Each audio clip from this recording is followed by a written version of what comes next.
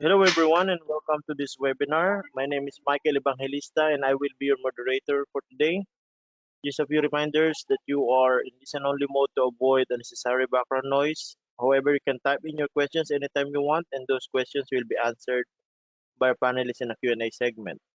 The recording and certificate will be set out in 2 days time and our topic for today is a guide to battery bank condition assessment. This is a pre-recorded webinar and it was presented by our experts from the US. So without any further ado, let's start the webinar now, Grace.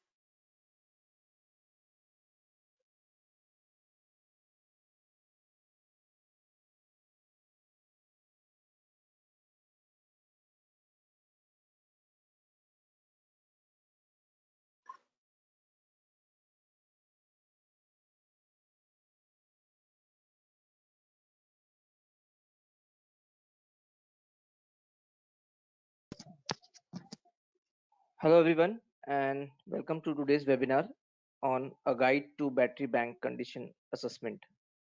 My name is Sanjay Yadav and I'll be hosting this session today. Speaker for today's session is Mr. Ali Husain, who is an application engineer at MEGGER Middle East.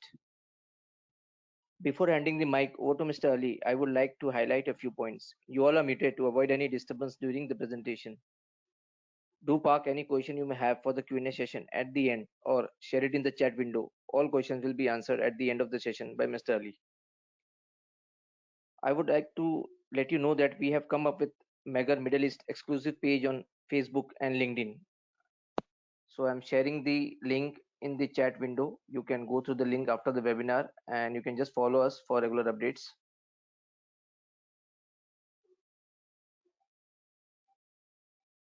Also, we have a lot of upcoming webinars in October, which will be very suitable to you, which you can go through that link and register yourself. This webinar are free of cost, so you can just register and attend the webinar. So now I hand over the control to Mr. Ali. So let's get started. Over to you, Ali. Thank you, Sanjay, for the introduction. Welcome, everybody. Good afternoon or good morning for you, wherever you are. We have an enough number of participants already with us today, so I will go ahead and start directly. Our agenda for today is very light. We will first talk about battery types and battery applications, where they can we use them, and some important information about them.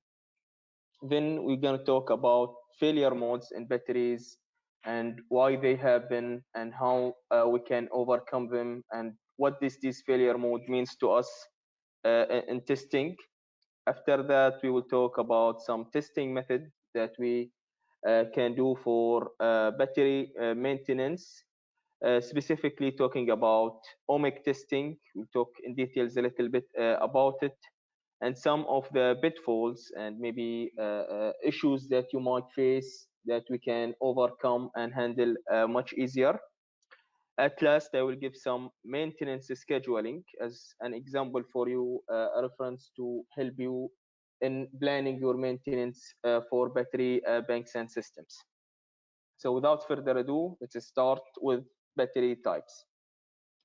So in basic, battery types come in two way, primary cells and secondary cells. Primary cells, these are the non-rechargeable batteries that we use in our everyday life.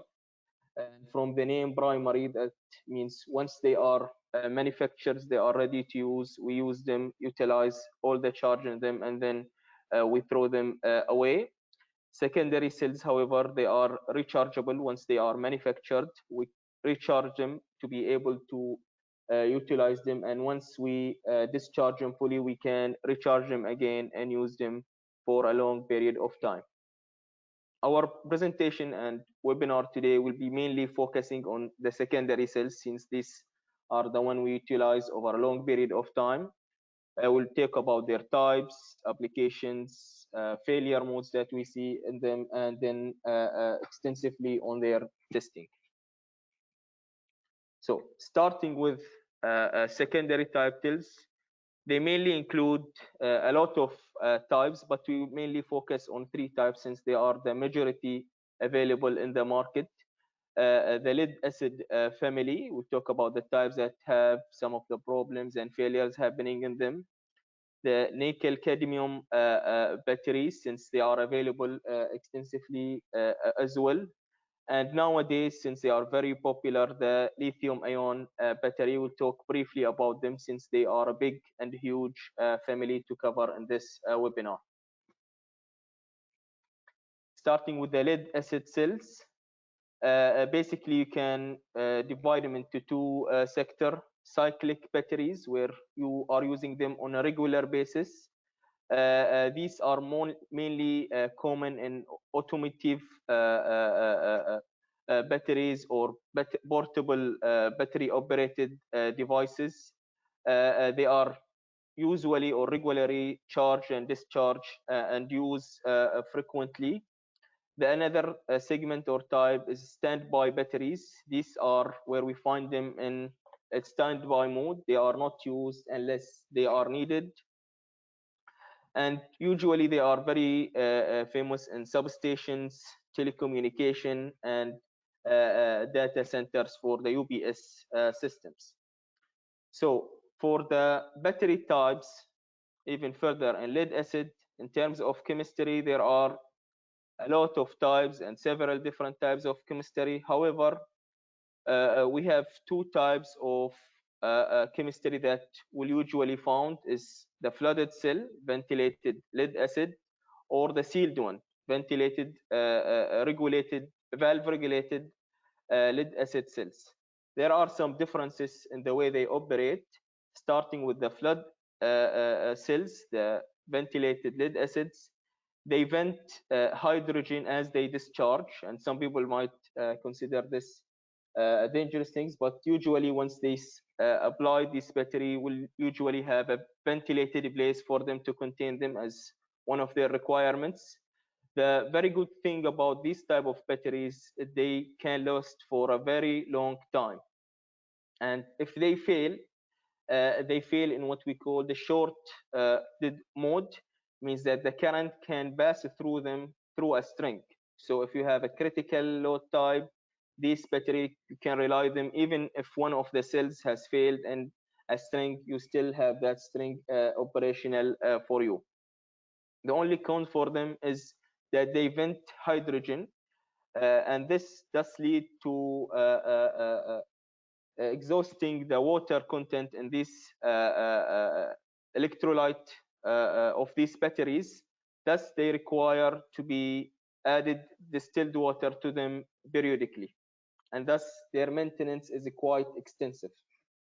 But they last a long life. In order to overcome this issue, they have the different type, the sealed type, or some may refer to maintenance-free batteries, valve-regulated lead acid batteries, which have a recombination of the hydrogen. They still vent hydrogen, but they recombine it inside the cell itself. So they recreate that water content inside the battery. Of course, this is not 100% efficient procedure. So they do fail quietly. They have quietly shorter or relatively shorter lifespan compared to the VLA batteries, and they require temperature controlled environment, since this process of failure can be accelerated fastly in high temperature environment, and we will talk about this type of failure in the failure mode sections. Next, we have the nickel cadmium batteries. They have different chemistry than the lead acid battery, which give them a better, you can say, a better capacity to weight or size ratio. So they really can be used in a small environment better than the lead acid batteries. They have relatively a good lifespan from 10 to 20 years. compared to the valve regulated batteries. But if they fail suddenly. You cannot really easily detect or trend their failure rate easily. That's why you see the lifespan from 10 to 20 years being a huge gap in it. Next we have is the lithium ion batteries, and lithium ion batteries is not really easily can be classified in this presentation. They are huge and big family of batteries using different chemistries and characteristic. And their characteristic and chemistries really depend on the different applications. Some different application will have a trade-off. This is a table showing you some types and different chemistry of lithium ion batteries, and some of the trade-off that they can give you from safety, power, energy, and cost, and also lifespan of each type. So it's really depends on the application. You will have different type of lithium ion battery. So with that said, we will go through now some of the application of the battery usage and how it affects its maintenance period as well. For battery application, you have to keep in mind that batteries are not created equally. Different application require different design. And the battery basically have two blades and electrolyte in between these blades. Now, this blade design will and surface will be different depending on the specific application. We'll talk about that briefly. So starting with these blades, the blades created more thicker or bigger for application that have regular heat generated, usually charging and discharging cycles. Mean for a cyclic uses application, these blades are usually made thicker to be able to handle or transfer the heat more efficiently, thus lasting a longer time in charging and discharging cycles. And they could be created even thinner layers of the blades if they have different application, like requiring a huge current supplies for starting application or for a temporary short period of time. For lead acid batteries, they basically have two different chemistries inside. You have lead antimony and lead calcium. The lead antimony chemistry for that, it is more tolerable to heat generated from repeated cycle and charge and discharge cycle, but they are not very good, or cons of it is not that very good in standby application, because the lead antimony has a poisoning phenomena that could decrease the capacity of the battery if it's not used regularly in standby application. On the other hand, the lead calcium batteries deal very well with a float application, meaning a standby application, and does not deal very good with repeated charge and discharge cycles. So they are very much better in standby application. From that, we go to the cyclic batteries. These are the batteries that we use on the regular battery basis. From the previous slide, we know that these are better designed in the lead acid family to be lead antimony design. They have usually a stronger or thicker blades to be able to accommodate the heat generated from charging and discharging cycles. And they are not very good in floating or standby application, as because of the antimony poisoning. So it's really better to always keeping constantly usage in cyclic application to have a better longevity in these lives. Stationary batteries or application, this is what we usually will focus on in maintenance and in planning and testing. These are used in substation, telecommunication, and data centers. Usually they are lead acid design. They are very good for long period of floating because of no antimony poisoning, but using them in heavy cycling, like charging and discharge cycling, will reduce their life cycle pretty drastically.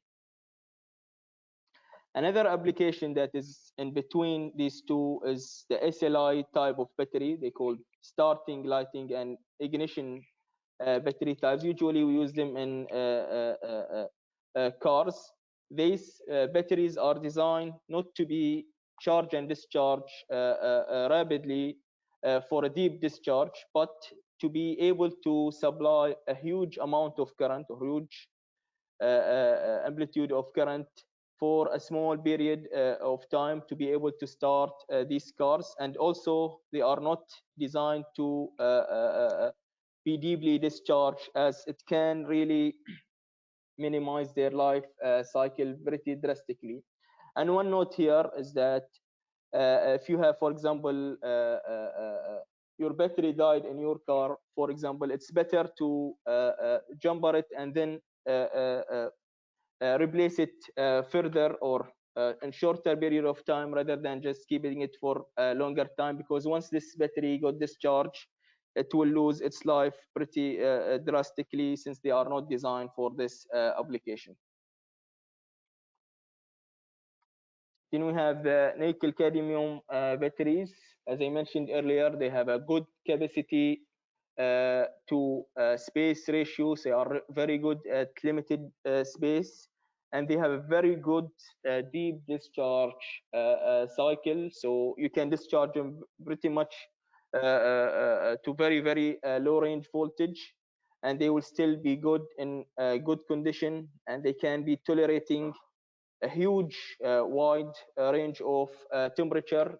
That being said, even temperature does affect them, even with this huge or wide range for temperature. Still, it will be affected, but the effect will be less than lead acid batteries. Last but not least, we have the lithium-ion batteries. These batteries, you will usually find them in packs consisting of a smaller cells in series and parallel configuration to accommodate any voltage and capacity requirement. As you can see here from the picture on the top, you have cylindrical type of cells, and you can see attached to them an electronic chip. As this type of lithium-ion battery, voltage balancing between the cells and charging and discharging cycle is very critical to their life cycle. And also, usually you will find with these battery cells or battery packs, battery management system to manage their charging and discharging cycle efficiently and equally between all the cell. And this battery types, or lithium-ion battery types, really have a huge applications for them, but you have to choose a select chemistry for that application. This was some introduction about some of the batteries and their types and their applications. We will go now to failure modes. Some of these failure modes that I'm going to show you relate only to some type, and other failure modes relate to another type. So please keep in mind that for this segment. So the first failure mode, called positive grid corrosion, and usually a normal failure mode in lead acid batteries. And when I say normal failure mode, it's an aging mode, or aging failure. So with time, this will be happening in your battery. It's a normal corrosion happening. It will happen no matter what you do. But the very important thing here is that we do not accelerate these chemistry changes by doing an overcharging to our battery, or excessive cycling, charging, discharging excessively. And we make sure that they are maintained in a good temperature, not to accelerate that. As you know, chemical reaction happen faster in heated environment. Even 10 degrees increase could increase the reaction rate by double from basic chemistry knowledge. The good thing about this type of failure is that it's easily detected by doing an internal impedance for each cell. You can turn this to detect that you have corrosion inside your cell. One thing to note is that the plates, as you can see from the picture, will grow once this corrosion happen, and thus they leave a spaces. You can see it in below, some space available for when this corrosion happen and the plate grows, the cell can accommodate this growth since it's a normal procedure. Another type of failure mode in lead acid batteries is self-heating. Now, this failure mode happen in normal charging and discharging or discharging cycle. It will happen normally a neutral process during the discharge. Now, the discharge, once you discharge this battery and the self-heating happen, once you recharge the battery, this process will be reversed. So it happens and could be reversed in one charge discharge cycle. But the very important thing is that if you don't charge fully, some self-heating crystals could form, and if kept under charge for some period of time, this crystal can harden over time and result in a permanent loss of capacity. The good thing, if this happen, you can detect it by increase in internal impedance.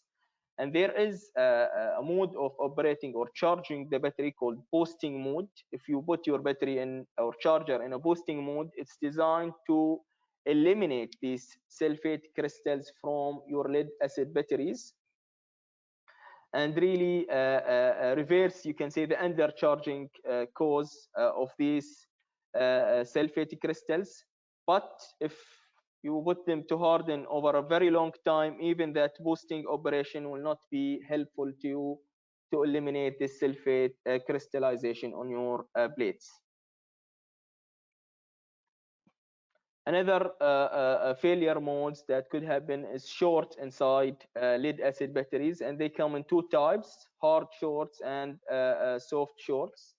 The hard short is usually once happening in the manufacturer, once the plates shorted with each other, and the battery, you will see it not functioning correctly and can be detected very easily from the beginning of the life cycle of this battery. The soft shorts, on the other hand, are caused by deep discharges. As I mentioned earlier, some of the lead acid batteries does not like to be deeply discharged.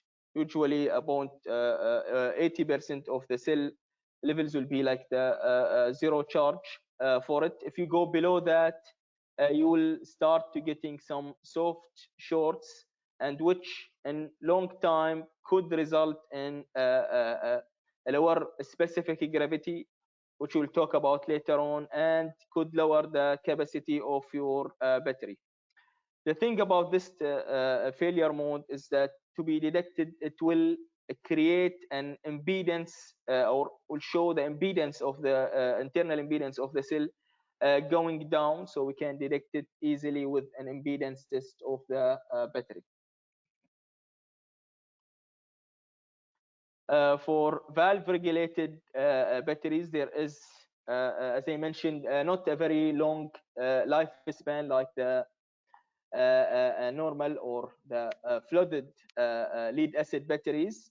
The reason for that is a process called drying out or loss of compression. It's basically in the valve regulated, the water loss or hydrogen vented will be recombined to create water again in the battery, thus does not need water to be added periodically to this battery. But this process is not 100% efficient. So basically, in the end, the battery will be drying out of water. That's why I call it dry out. And it's a normal process happening, or a natural process to the battery will happen over time. You can detect it by seeing that the cell has expanded in size, and you can see it on the right side of the picture shown here. the important thing is that we do not accelerate this drying out by heat. That's why temperature control environment for VRLA batteries is very, very important, not to accelerate this process in the cells. And if this dry out happen even further, it could create thermal runaway in these VRLA batteries, which will draw more float current if you are using them for standby application, and create more heat. And more heat created will even further accelerate the dry out process, and you get on more heat will be created, and again the further this process until to reach a point where the cell explode or catch fire.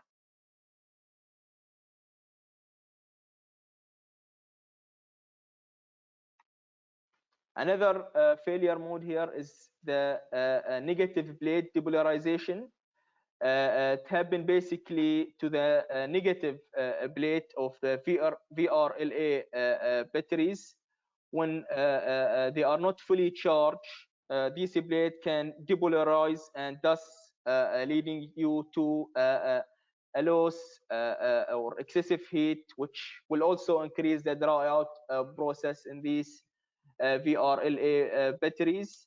The good thing about this negative plate depolarization is that it will increase the impedance or internal impedance of the battery, so we can detect it with doing AC test to these batteries, as DC test will not be able to detect these depolarization in these types of batteries.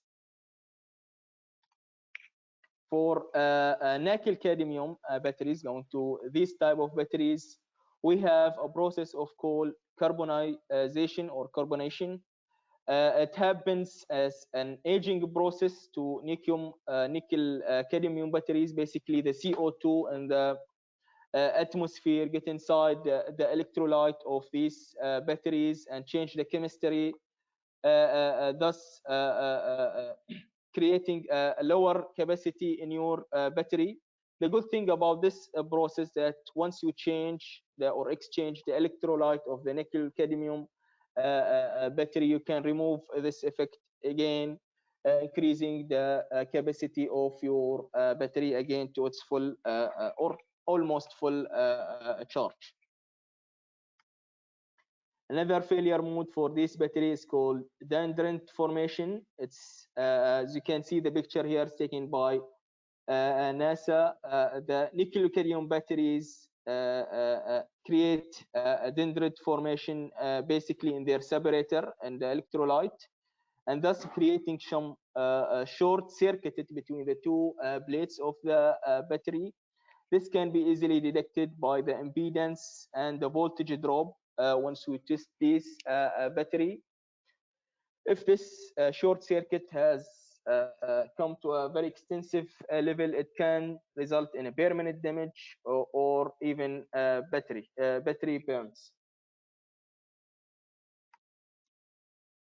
Moving forward to lithium ion batteries, they have what's so-called an aging process called SEI, layer building up. The SEI, it stands for solid electrolyte interface for this battery, basically decreasing the capacity of this battery by this. And this layer is formed periodically or naturally once the battery age, and it gets thicker with time. Each time it gets thicker, it blocks the blades from having a higher surface area, and thus really decreasing the capacity of the battery. As you can see, we're doing impedance testing for this types of battery. We can detect the increase or decrease in capacity. As you can see, in the y-axis, the capacity is decreasing when increased in impedance, and this some doing a lot of impedance testing over a long period of time can give you this, you can see an interpolated line indicating that impedance test is very beneficial to detect this type of SEI formation on the blades.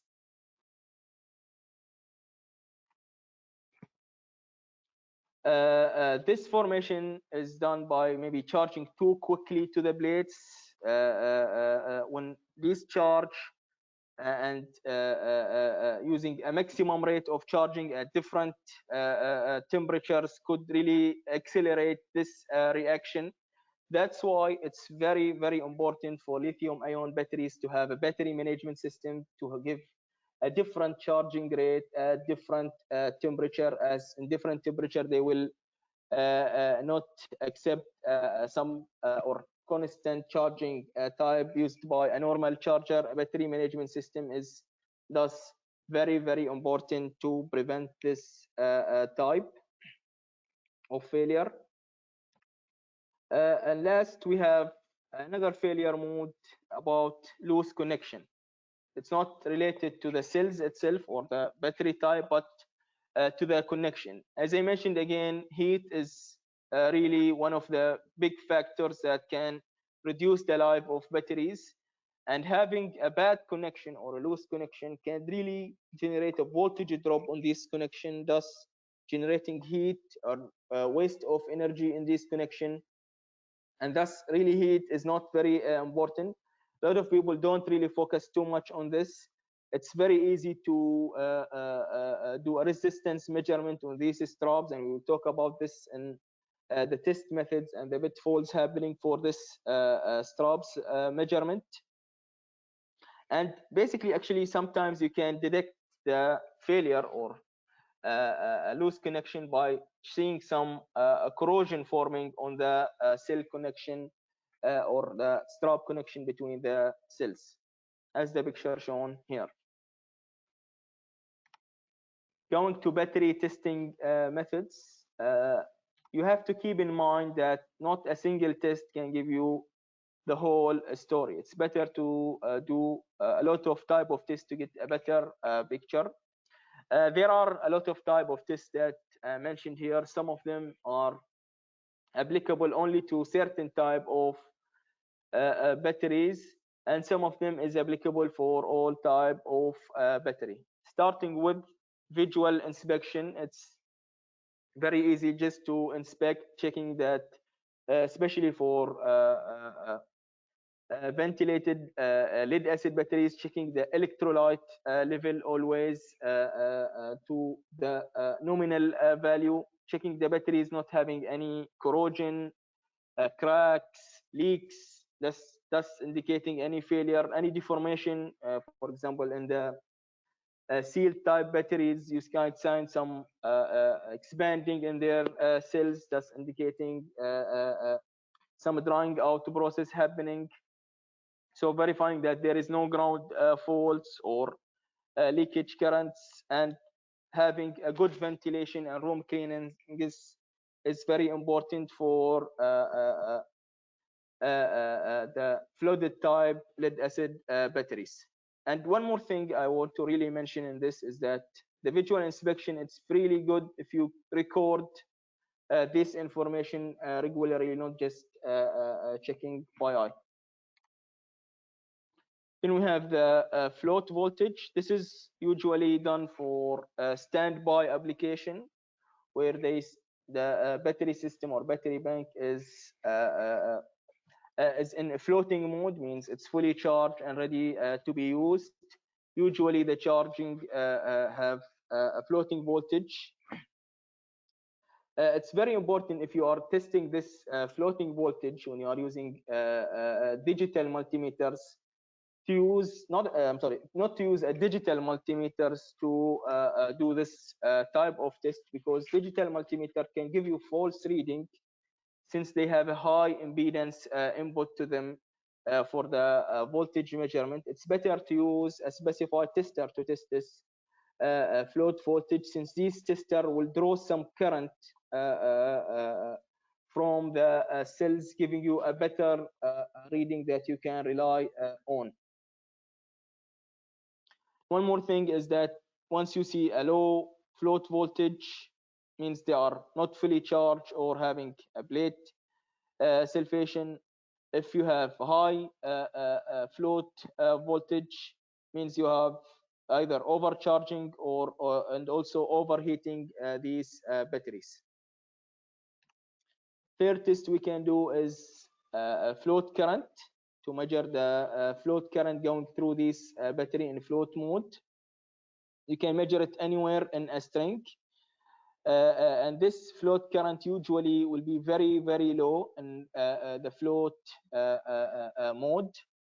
If this, for whatever reason, the float current start to increase, this might indicate for you that either your battery is not fully charged, some of the cells are not fully charged.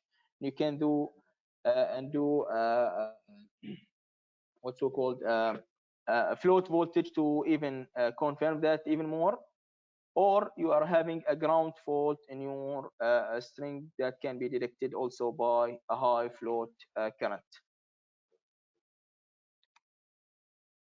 Rebel current, the float current was a DC test that you do to your battery charger or to the battery bank. The rebel current test is an AC current measurement. This is usually why do you have rebel currents. It's due because of charging system not being very efficient in smoothing out the output of these chargers. And by a thumb of rule from IEEE, recommended 5 ampere or a value not exceeding 5 ampere for every 100 ampere hour. Another thing very important in this AC current is the frequency of these rebel currents.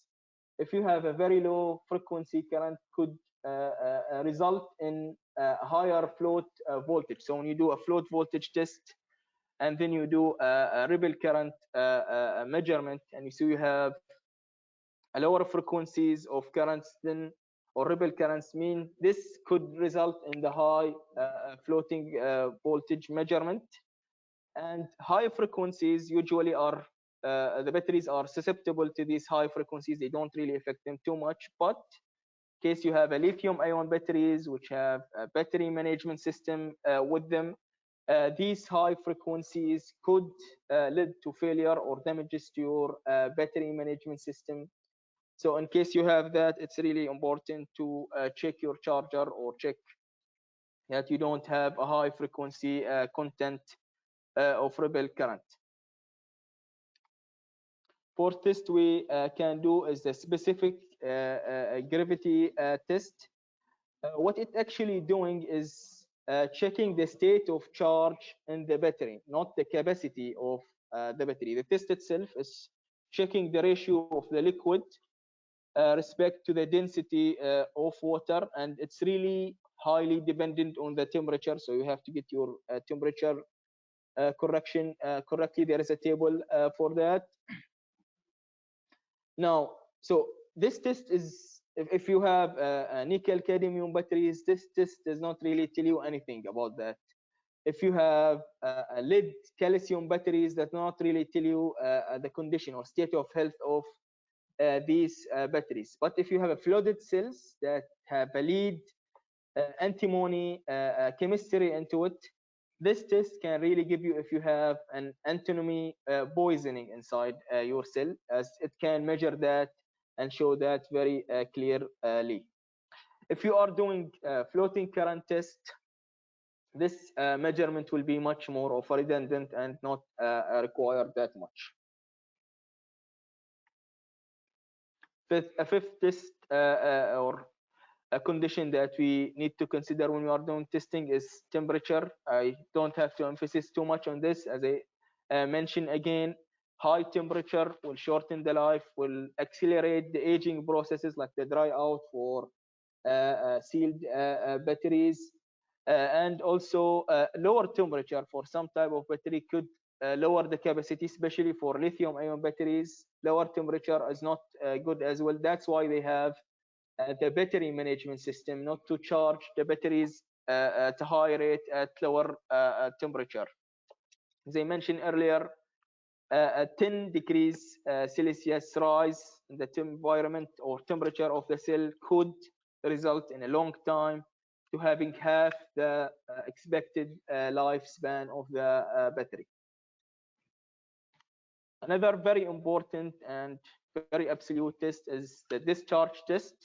This is a test where you discharge the battery. It's the only absolute test that can give you the actual capacity of your battery or cell capacity. This test is not recommended to done in very short periods or very regularly. It needs to be done over years or basically done every quarter of the battery lifespan. Another recommendation with this test, as I would recommend once you get your battery delivered, to do this test to give you a baseline and to know what is the actual capacity of your battery actually by measurement, not by a specification sheet. But however, since I mentioned that the cells can fail between discharge test, another test is also recommended, and not only this one, since it's the most expensive test actually. One more thing with this test is that you can add a battery voltage monitoring system to it, or called PVM for short, which can measure the voltage during the discharge period periodically of each and every individual cell. That system comes with a lot of parts depending on how much cells configuration that you have. You can add that to detect any premature voltage lowered in any of the cells during the discharge process, and automatically even change the discharge or stop that discharge process, indicating that you have found a failure in one of the cells. We have the Torkel 900. It's a very good device to do this test. I urge you to check it out in the data sheets in our website.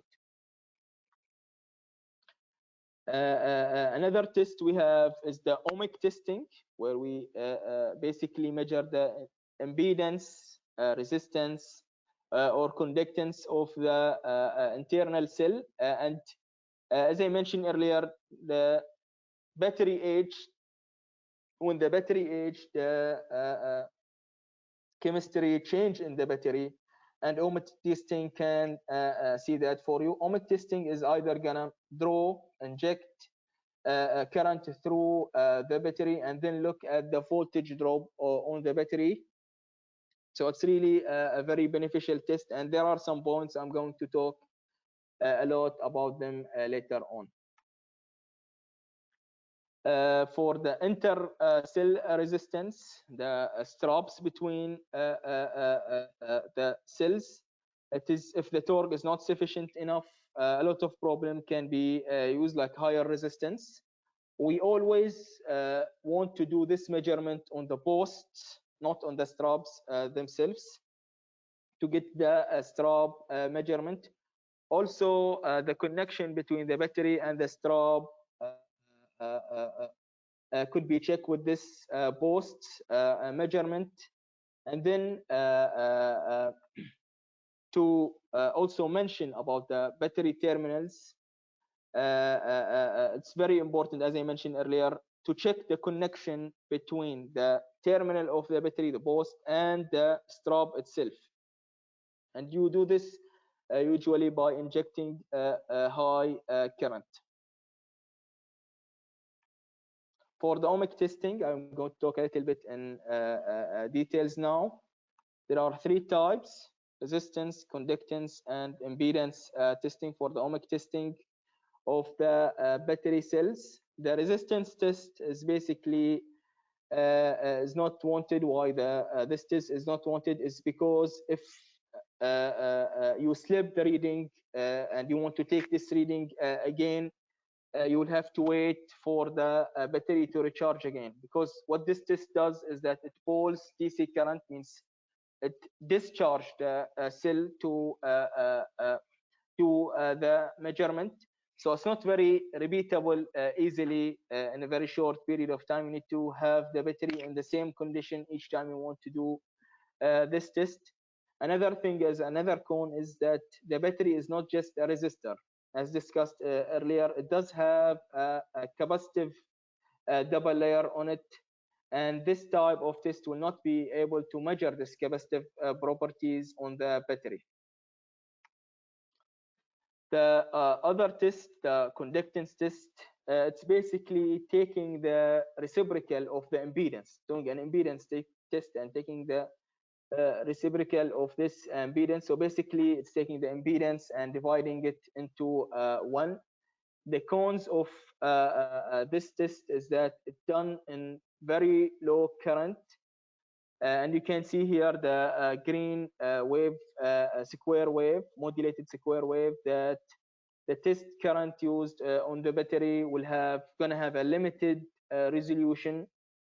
So you can get limited resolution you can get out of it, and it's not very good at larger cell, typically designed for VRLA cells since they are smaller in size.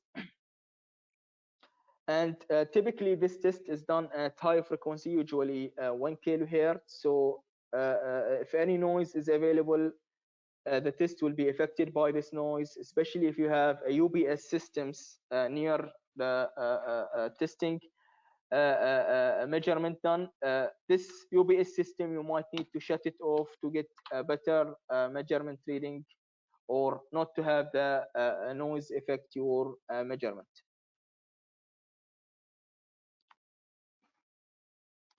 Impedance testing, which is used for using a 4 lead Kelvin clamp. 2 leads will be pushing current, and 2 leads will be measuring the AC voltage. Then the impedance is calculated.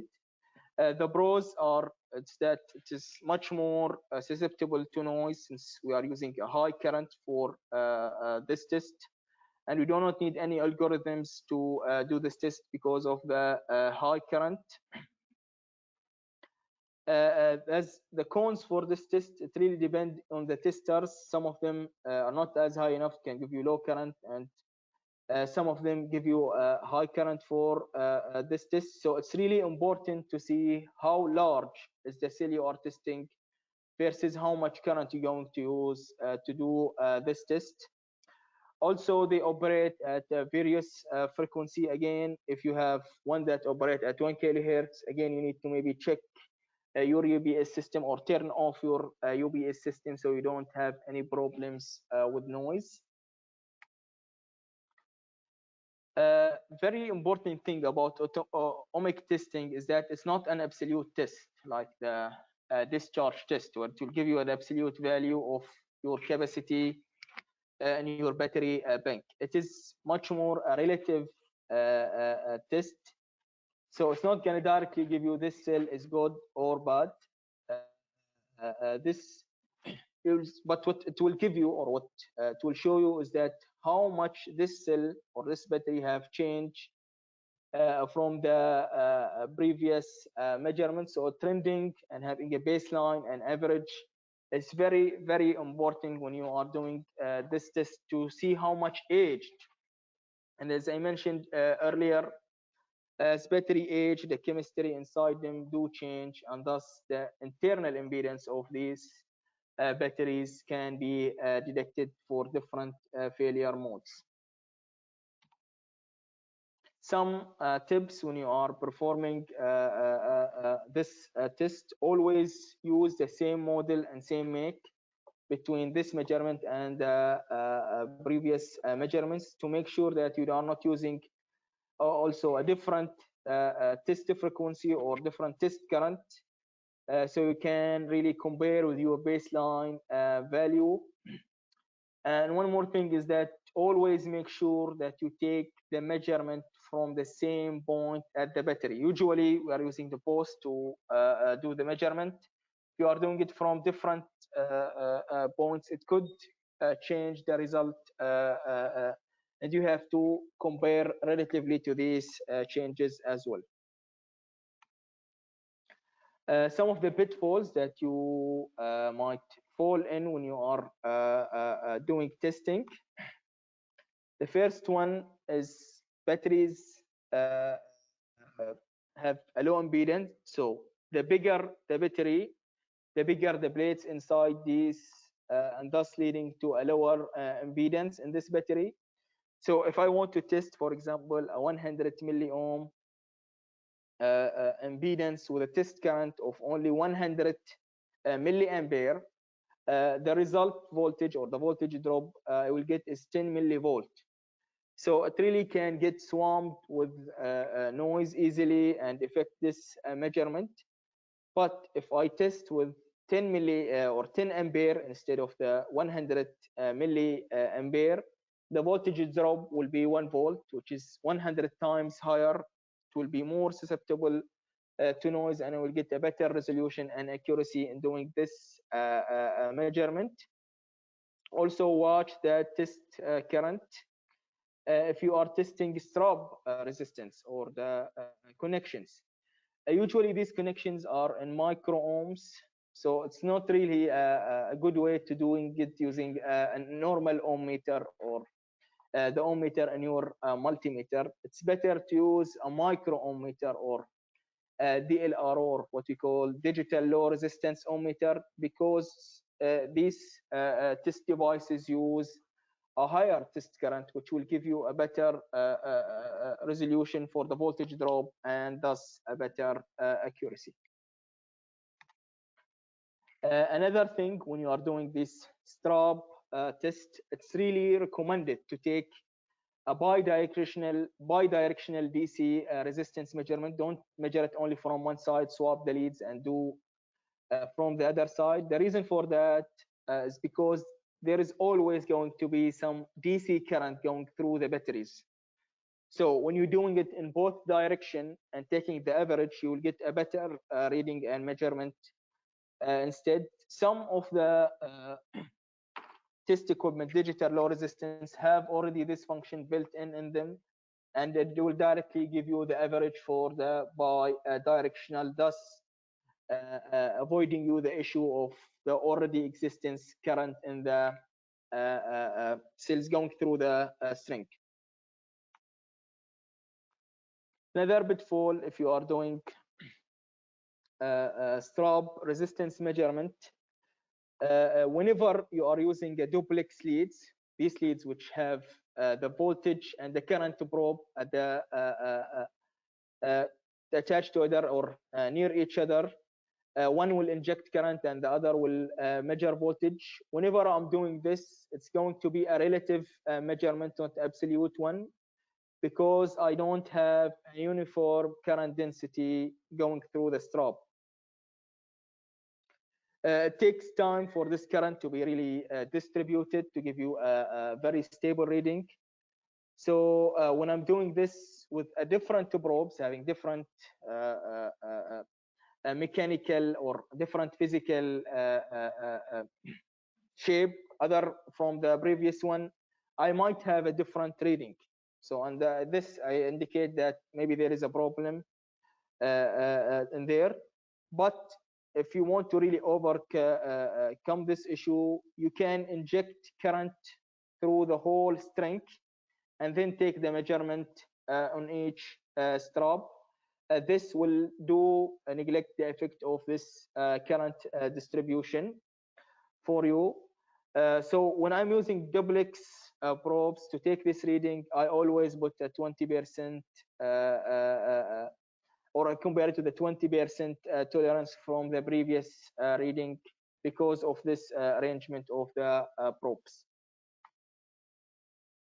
Another issue, if there are some tiles which have a stainless steel hardware in the battery post for them, this stainless steel hardware is really can create some major challenges when you are testing this battery internal impedance, as this stainless steel hardware could have a high impedance and thus indicating there is a high impedance in the battery.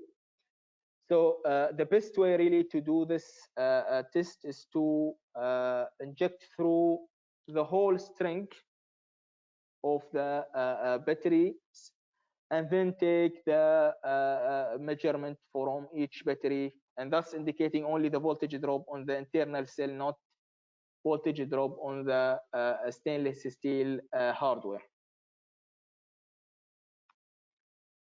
Another issue or pitfall some people might fall in is once I have, for example, a series string, there will be no issue in doing this measurement, but because the current will go only through one cell that I am measuring. But what happens when I have a parallel string I'm doing measurement to? The current will escape through the parallel path, and the tester will not be actually to see only the current going through my cell. It will see the total current, the escaping one and the one going through my cell. So the problem is that I'm not going to get any good reading of the batteries. This is why IEEE recommends segmenting the strings once I do this test to or ohmic test, so I can get a true readings. Because if I have one battery that goes bad, it's going to really change the reading for every battery I'm doing a test on the same string and the parallel one. And this will change current going through them, so I will never be able to isolate the battery without segmenting the string really. In this case, what you can do, instead of segmenting the string, you can use an extra CT. This CT will put on the parallel string, and it will measure the escape current going through that parallel string. And once this tester already knows the total current and also measure the escape current through the extra CT, it can subtract this extra current and give you the true reading for each cell that you are doing. This really make it easier for you when you have parallel strings by adding this additional extra measurement CT.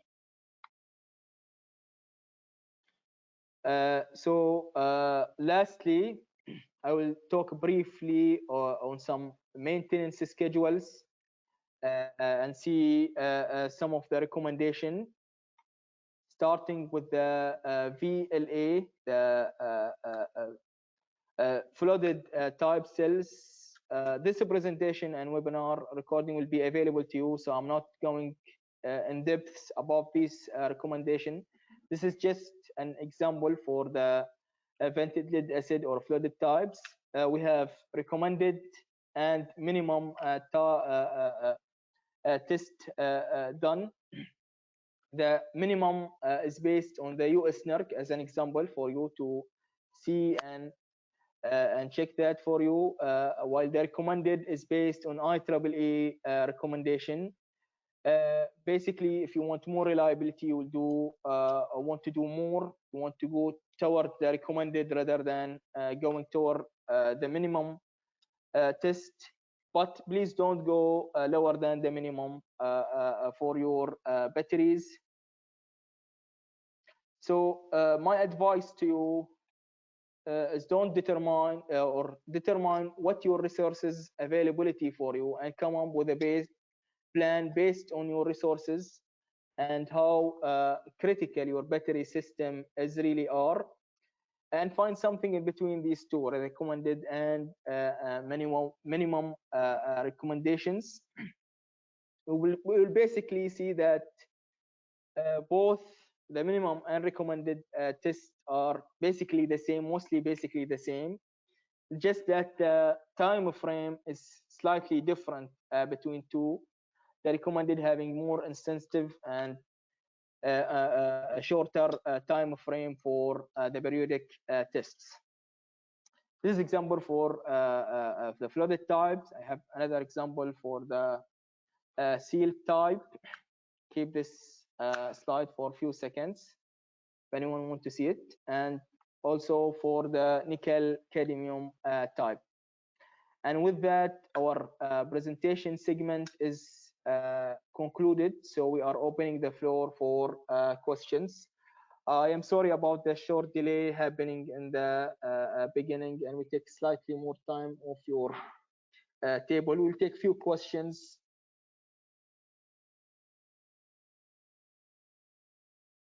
Okay, guys, so that's the end of the presentation. So if you have any questions, please write it now in the chat box. We'll give you, because at the moment we don't have any questions, so we'll give you at least 1 minute or 2 minutes to type in your questions if you have. And please be reminded that when you close this webinar, there will be a pop-up screen, and uh, a survey form will be displayed. So please fill that form, because that will really help us a lot in improving our future webinars. Okay, so we have a question here. Uh, how to detect a ground fault on battery bank? Okay, sir. This is another product. We have a what we call the battery ground fault detector or tester. So there will be another webinar for this one. Please uh, stay tuned, and you will see it how to detect this ground fault in the battery bank. But yeah, basically we can do it with our tester. We inject a AC current, and so we trace it using a clamp. So yeah, just to give you an idea on how to detect the battery ground. So any other questions, guys?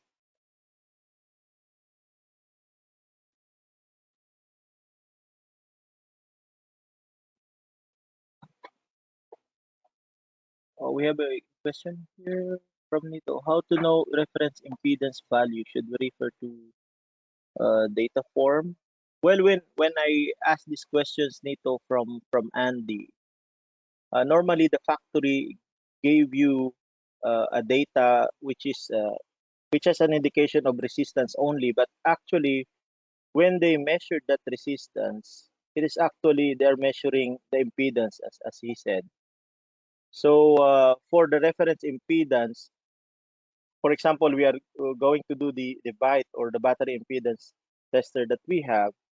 Uh, our software has an automatically identify the baseline if you don't have the historical data or the previous test result. And by that, you can assess the impedance or the difference between cells, the difference of the impedance between cells. Yep. So normally, if you don't have historical data, then our software has these features that will give you automatically the baseline, so that you can use it to compare per cell.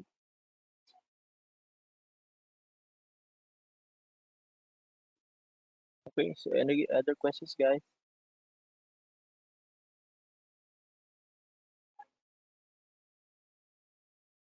Since we don't have any more questions, um, at this point in time, I would like to say thank you everyone for joining us today, and hope to see you again next time. We still have a lot of webinars to come. Again, thank you so much. Thank you, Sumedi, and thank you, Grace. Have a good day. Thank Please you, stay safe. Michael. Thank you, Thank you, Samedi. Michael. Grace. Bye bye. Bye bye, everyone.